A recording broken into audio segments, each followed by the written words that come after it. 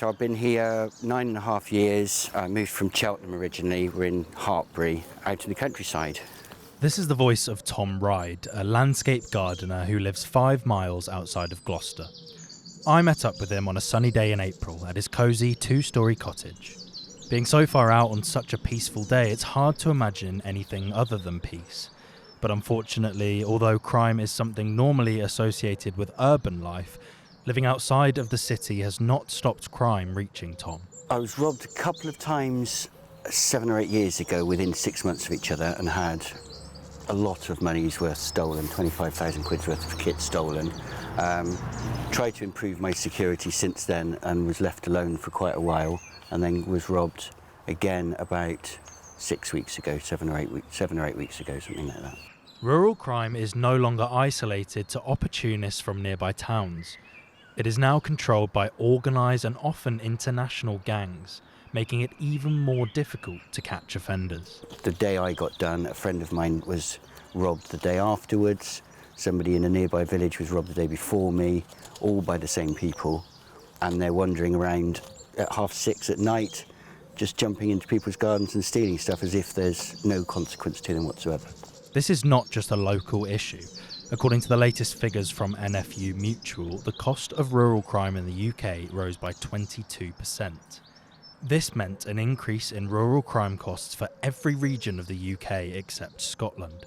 Wales saw the highest rise with nearly 73%. One of the groups fighting this is Derbyshire Police Rural Crime Team, who won an award for their fight against rural theft. I spoke to a member of this team, Sergeant Chris Wilkinson. It's important for us that the farming community understand that there's a team that is pretty much working for them. Acquisitive crime of all types will go up when there's a cost of living crisis. There's usually a correlation between that. In terms of specific crime, trailer theft saw the highest increase, almost 66%. There was a waiting list to buy an Ifor Williams trailer. You then see a massive correlation with Ifor Williams trailers getting pinched. This is something Tom knows only too well. They took my favourite chainsaw, which was fairly new, and a Ifor Williams tipper trailer, which I use for work most days. Tom took me up to his study to see CCTV footage he caught of the theft. So this is them just coming now. You can see them going past my neighbour's gate with a pickup truck with my trailer on the back of it. Although they were caught on camera, the thieves were never caught by police. Unfortunately, I know that the police in particular are, they're very overrun and underfunded and all that sort of thing, but these people are, they're free to commit crimes regularly.